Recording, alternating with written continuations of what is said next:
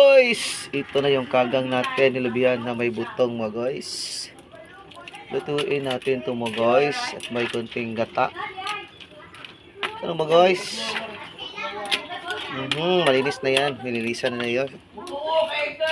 Lutuin na natin ito mga guys, mga lods, mga idol. Lagyan natin ng umutan yan mamaya.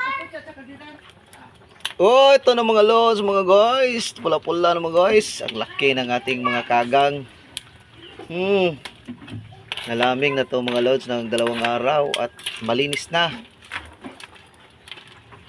Ito yung legendary delicacy sa Dawis mga lods, mga guys. Saka may niyog at saka gata. Pinisingan natin ang gata yan mamaya. Luluto na mga guys.